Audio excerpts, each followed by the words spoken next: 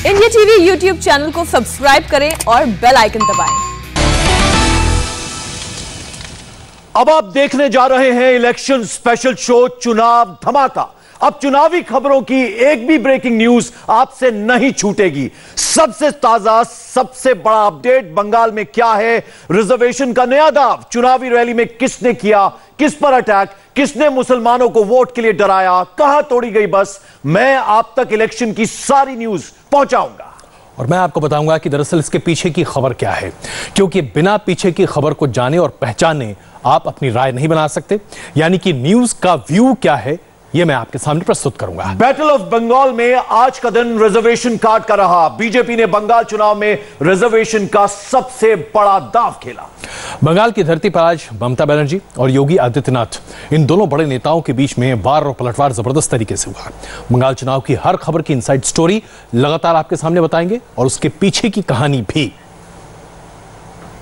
अभी अभी बंगाल चुनाव में हिंसा की खबर आ रही है। पुरुलिया में बीजेपी ने अंबेडकर यात्रा के लिए रथ निकाला था, लेकिन रथ को तोड़ दिया गया है। बीजेपी अध्यक्ष जेपी नड्डा ने अभी अभी इंडिया टीवी से बात की, कहा दलित वोटर्स को डराने के लिए ऐसा किया जा रहा है।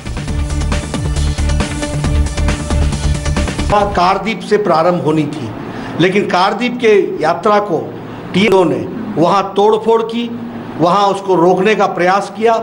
डॉक्टर अंबेडकर जी के बताए हुए रास्ते को एक तरीके से, जिसको भारतीय जनता पार्टी आगे बढ़ा करके समाज में समरसता लाने का प्रयास कर रही थी, वह उन बातों को रोकने का प्रयास किया है।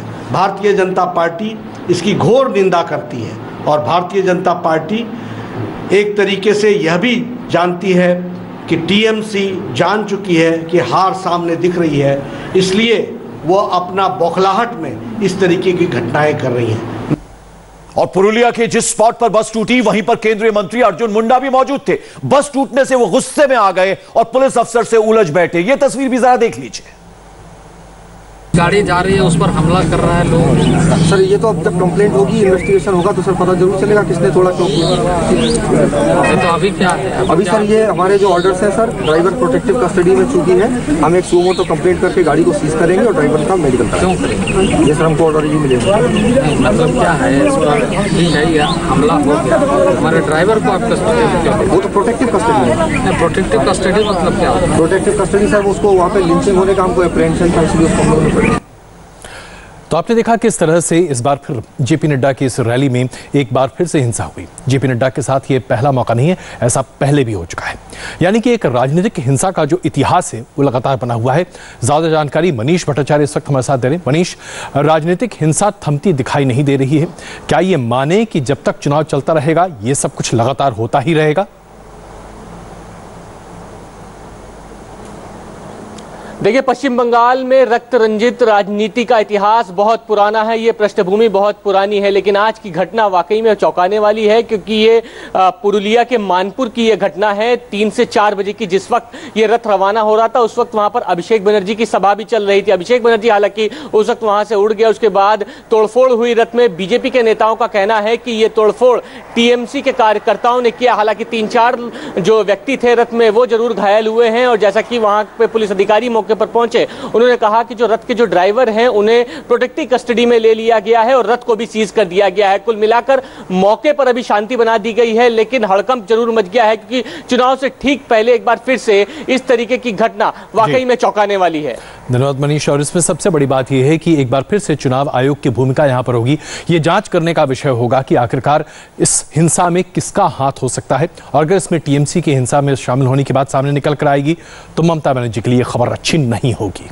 तो बंगाल में आज बहुत कुछ हो रहा है। बंगाल से ये एक और बड़ी हेडलाइन आई है, इससे नंदीग्राम का पूरा समीकरण बदल सकता है। नंदीग्राम जीतने के लिए बीजेपी ने बहुत बड़ा कार्ड खेला है। ये रिजर्वेशन का कार्ड है। नंदीग्राम में 100 में से 53 वोटर्स महिष्य जाति के हैं, जो जनरल कैटेगरी में आते हैं। बीजेपी अध्यक्ष जेपी नड्डा ने इसी महिष्य जाति को रिजर्वेशन में शामिल करने का दाव चल दिया है। कल ममता दीदी ने भी इसी महिष्य जाति को रिजर्वेशन देने का दाव चला था। जब हम तुष्टीकरण की बातचीत करते हैं तो सबसे बड़ा उदाहरण है ओबीसी का आरक्षण में, सबसे बड़ा उदाहरण। और इस ओबीसी के आरक्षण में माइनॉरिटीज को भी जोड़ा गया। और उनकी बड़ी संख्या में लोगों को जोड़ा गया। अपने वोट के बैंक की तुष्टीकरण की राजनीति में ममता जी ने हमारे हिंदू धर्म के अन्य पिछड़ा वर्ग की जातियां जैसे महिष्य, जैसे तीली आदि का आरक्षण का अधिकार से उनको वंचित रखा कि नहीं रखा? महिषी और तीली को वंचित रखा कि नहीं रखा? अब हमारी सरकार आएगी, आयोग बैठाएंगे और आयोग बैठा करके मंडल कमीशन में जो जातियां लिखी हैं उनको सम्मान दे करके इन लोगों के लिए भी हम प्रयास करेंगे कि इनको भी मुख्य धारा में जोड़ा जाए। यह है चुनाव साहब, और यहां चुनाव में रिजर्वेशन की राजनीति जबरदस्त चलती है। हालांकि यहां पर विरोधाभास है। संघ परिवार रिजर्वेशन की राजनीति पर जरा भी आगे नहीं रहना चाहता, लेकिन भारतीय जनता पार्टी को चुनाव जीतना है तो महिष्य जाति जो है उसे रिजर्वेशन दी जाएगी, और यह घोषणा तो खुद बीजेपी के अध्यक्ष कर चुके हैं। तो आज बंगाल में पूरा चुनाव प्रचार जाति और धर्म पर ही केंद्रित रहा। आज ममता बनर्जी ने 3 चुनावी रैली की, लेकिन सबसे ज्यादा चर्चा चंडी पाठ की हुई। योगी ने कैसे ममता पर चुटकी ली, यह आपको 1 मिनट में दिखाएंगे, लेकिन इससे पहले दीदी ने किस अंदाज में चंडी पाठ किया, जरा यह भी देख लीजिए। ओम सर्वमंगल मंगल्ये शिवे सर्वार्थ साधिके शरण्ये त्र्यंबके गौरी नारायणी नमस्तुते सृष्टि स्थिति विनाशनं शक्ति भूते सनातनी गुणस्वयी गुणमयी नारायणी नमस्तुते शरणागत विनार्थ परित्राण परायणे सर्वशक्ति हरे देवी नारायणी नमस्तुते। ओम जयंती मंगला काली भद्रकाली कपालिनी दुर्गा शिवा क्षमाधात्री सदा नमस्तुते। मागो सकलेर कल्याण करो। ममता बनर्जी ने चंडी पाठ किया, लेकिन इसके पीछे की कहानी जरा अब आपको बता देते हैं। बंगाल के लगभग हर ब्राह्मण परिवार की ये एक रीति रही है कि चंडी पाठ सुबह बिना किए आप निकलते नहीं हैं। लेकिन सार्वजनिक मंच पर इस तरह से चंडी पाठ कर और ये बताना कि वो एक ब्राह्मण है और ब्राह्मण परिवार में पली बढ़ी हैं, ये बताता है कि आज हिंदुत्व की राजनीति को अपनाने में ममता बनर्जी कहीं पीछे नहीं है। और योगी आदित्यनाथ ने बांकुरा, पुरुलिया और मिदनापुर में 3 रैली की। योगी ने बांकुरा की रैली में ही ममता बनर्जी को करारा जवाब दे दिया। दीदी के चंडी पाठ पर योगी ने क्या कुछ कहा, यह जरा बहुत दिलचस्प है, सुनिए। बड़ी संख्या में जो मंदिरों में जाने को ये मानते थे कि उनके सेकुलरिज्म इससे खतरे में पड़ जाएगा, लेकिन आज मैं देख रहा हूं ममता दीदी भी अब मंदिर में जाकर के चंडी पाठ कर रही है। ये परिवर्तन है ना, यह है नया भारत। हर व्यक्ति को भगवान की शरण में जाना ही पड़ेगा। योगी आदित्यनाथ का यह कहना कि हर व्यक्ति को भगवान कृष्ण में जाना ही पड़ेगा, इस बात का द्योतक या यूं कहें कि सूचक है कि आज मेजॉरिटी पॉलिटिक्स से कोई भी राजनीतिक दल अपने आप को अलग नहीं कर सकता, और ऐसे में हिंदू देवी देवताओं का सम्मान करना आज बुनियादी अधिकार बन जाता है राजनीतिज्ञों का। यहां तक कि उन्होंने राहुल गांधी को भी आड़े हाथों लिया और कहा कि उन्हें तो मंदिर में बैठने का सलीका भी नहीं आता, पंडित सिखाते हैं कि वो कैसे बैठे। यही नहीं, आज योगी आदित्यनाथ ने ममता बनर्जी को सीधी चेतावनी दे दी। योगी बोले, ममता दीदी भगवान राम का विरोध ना करें, क्योंकि जिसने भी श्री राम का विरोध किया वो कुर्सी से हट गया। मैं ममता दीदी से कहना चाहता हूं, राम से विरोध मोल मत कीजिए, राम का विरोध मत करिए।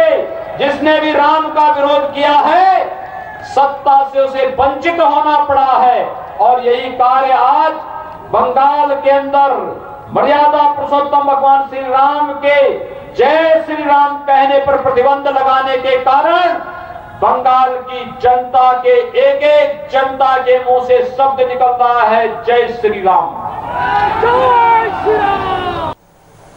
दरअसल भारतीय जनता पार्टी ने बंगाल में राम नाम का इस्तेमाल जबरदस्त किया है।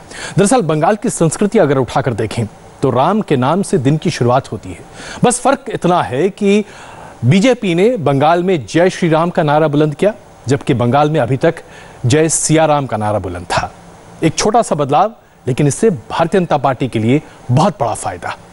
दीदी आजकल व्हील चेयर पर है। आज पूरे दिन व्हील चेयर पर बैठकर ही ममता ने अटैक किया। ममता दीदी बार बार बीजेपी को बाहरी और गुंडों वाली पार्टी बताती रही। আর বিজেপি জেনে রেখো, এই রাজনৈতিক যুদ্ধে বাংলা জিতবে, দিল্লি হারবে। বাংলা জিতবে, বহিরাগত গুন্ডারা হারবে। বাংলা জিতবে। আমি যাবার আগে মা বোনেদের উপর সব ছেড়ে দিয়ে যাব।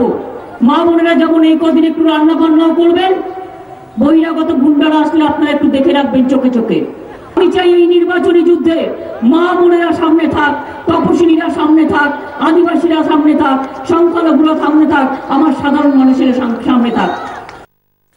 इस पूरे चुनाव में ममता बनर्जी इस बात पर लगातार जोर दे रही हैं कि कैसे उत्तर भारत से आए लोग बंगाल पर कब्जा करना चाहते हैं, यानी कि वो बंगाली अस्मिता की राजनीति के हवाले अपने आप को बचाने की कोशिश कर रही हैं। लेकिन क्या सफल हो पाएंगे? आज पूरे दिन ममता बनर्जी और योगी आदित्यनाथ में जबरदस्त टक्कर हुई। योगी बार बार यूपी मॉडल का जिक्र करते रहे और ममता सरकार पर अटैक करते रहे। उन्होंने दीदी की विदाई की भविष्यवाणी किस अंदाज में कर दी, जरा ये सुनिए। टीएमसी की सरकार की गुंडागिर्दी और उनके मानवीय कृत्यों पर देख करके क्षोभ हो रहा था, और तब मुझे लग रहा था कि अब इनके बहुत लंबे समय तक इनकी गुंडागिर्दी और इनकी अराजकता अब नहीं चल पाएगी। मात्र 45 दिन बाकी हैं। 2 मई के बाद टीएमसी की सरकार की विदाई सुनिश्चित है। टीएमसी के गुंडे एक कानून को नहीं मानते, और याद करना 2 मई के बाद जब भारतीय जनता पार्टी की सरकार आएगी, जिन गुंडों को चुन चुन करके सजा दिलवाई जाएगी। योगी जी ने जिन शब्द का इस्तेमाल किया, जरा उस पर गौर कीजिएगा, चुन चुन कर। और ये फिल्म शोले का डायलॉग है। बसंती याद है आपको, चुन चुन कर मारना। तो बस ये चुन चुन कर जो है वो बन जाएगा इस बार बंगाल के नया स्लोगन। तो बंगाल में हमने आपको इमोशन दिखाया, एक्शन दिखाया। इमोशन और एक्शन के बाद दीदी ने आज क्लाइमैक्स आते आते बीजेपी नेताओं पर अपनी हत्या की साजिश का आरोप लगा दिया। ममता ने किसके बारे में कहा कि वो मेरा मर्डर करवा सकते हैं? बहुत गौर से सुनिए, ये डायलॉग चुनाव में बार बार सुनाई देने वाला है। নেতারা কাজ নেই, কর্ম নেই। কৃষকরা বসে আছে আজকে 6 মাস ধরে হরিয়ানায়, সিন্ধুতে, তাদের ডেকে কথা বলে না একবার। আর বাংলায় সব কটা বসে আছে দেখুন, সব হোটেল বুকড, সব হোটেলে বসে আছে। আর কি করে মমতা ব্যানার্জিকে মারা যায়, কি করে তৃণমূলকে মারা যায়, কি করে ভোট লুট করা যায়, কি করে ইলেকশন কমিশনকে দিয়ে তৃণমূল কংগ্রেসের পেছনে বড় বড় কেস করা যায়, এখানে এসে বসে আছে স্বরাষ্ট্রমন্ত্রী। কাজ নেই, কর্ম নেই, দেশ সামলায় না, হামলা করার চক্রান্ত করে। दरअसल सबसे पहले इस पूरे इमोशनल कार्ड का इस्तेमाल इंदिरा गांधी ने किया था। उन्होंने बार बार ये कहा था 77 में कि बस लोग मुझे मारना चाहते हैं। और उसके बाद लालू प्रसाद यादव ने जबरदस्त तरीके से इसे बुनाने की कोशिश की थी अपने दूसरे चुनाव में, जब उन्होंने कहा था कि एक साइकिल वाला उन्हें चाकू मारना चाहता है। यह बात अलग है कि साइकिल वाला लालू प्रसाद के पास पहुंच भी नहीं सकता था, लेकिन आज ममता बनर्जी भी उसी कार्ड को वैसे ही इस्तेमाल कर रही हैं जैसे अरविंद केजरीवाल करते हैं। तो आज बीजेपी ने नेताओं की कारपेट बॉम्बिंग की। योगी रैली कर रहे थे तो बीजेपी अध्यक्ष जेपी नड्डा बांकुरा के पास बिशनपुर में रोड शो करते नजर आए। नड्डा ने किस मुहावरे से ममता को घेरा, वो सुनिए। आजकल मुझे बताया गया कि ममता जी चंडी पाठ कर रही हैं। अच्छी बात है, भगवान को याद करना चाहिए, लेकिन दुख में सुमिरन सब करे, सुख में करे न कोई। अगर दुख में सुख में करते तो बात अलग थी। अब तो ममता जी अब पछतावत हो तो क्या, जब चिड़िया चुग गई खेत। अब बात समाप्त है, शेष हो गए। और मैं इसलिए बोल रहा हूं कि 5 साल आपने क्या किया? दुर्गा पूजा का विसर्जन रोका, रोका कि नहीं रोका? रोका कि नहीं रोका? दरअसल भारतीय जनता पार्टी ने ममता बनर्जी की एक ऐसी नब्ज दबा रखी है जिससे बच पाना उनके लिए आसान नहीं है, और यही वजह है कि उन्हें बार बार कहना पड़ रहा है कि वो ब्राह्मण परिवार में पैदा हुई, चंडी पाठ कर रही हैं, अलग अलग श्लोक पढ़ रही हैं, क्योंकि जो तुष्टिकरण की राजनीति का आरोप उनके ऊपर लगा है बड़ा गहरा दाग है। ये दाग इतनी जल्दी धुलते नहीं है। चुनाव धमाका में कल ही मैंने कहा था बंगाल चुनाव में बाटला हाउस एनकाउंटर की गूंज सुनाई देगी, और आज बात सही भी निकली। जेपी नड्डा ने ममता दीदी से पूछा कि राजनीति से संन्यास कब लेंगी। ममता ने कहा था एनकाउंटर फेक है, सच्चा निकला तो राजनीति से संन्यास ले लूंगी। आज से 13 साल पहले बाटला हाउस का एक इंसिडेंट हुआ था।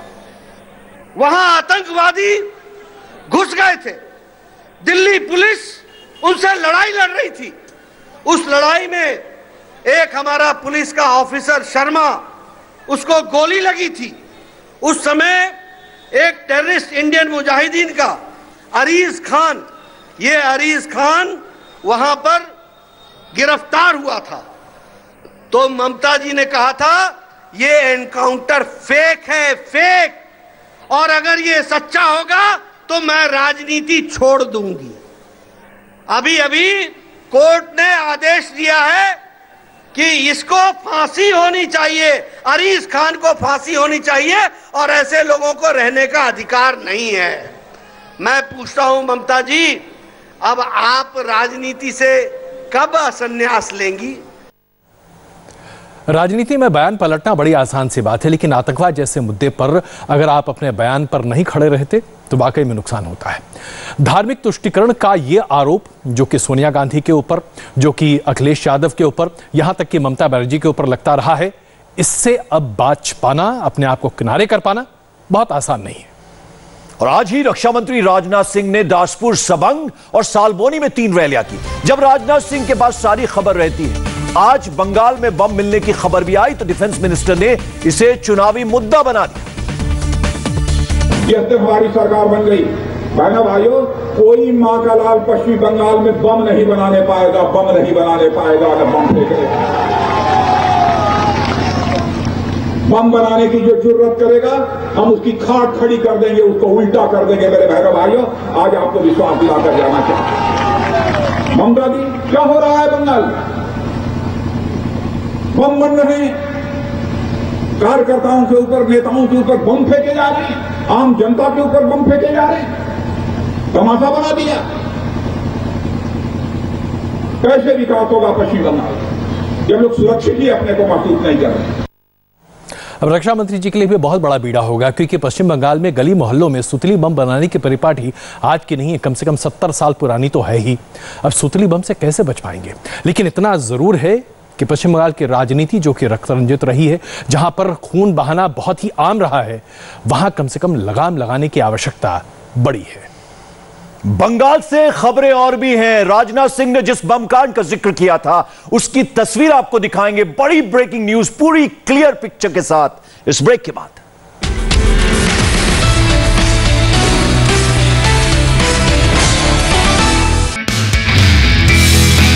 नमस्ते, मैं हूं मीनाक्षी जोशी। वीडियो और खबरों से अपडेट रहने के लिए India TV YouTube channel subscribe करें, बेल आइकन दबाना ना भूलें। जुड़े रहें इंडिया टीवी के साथ।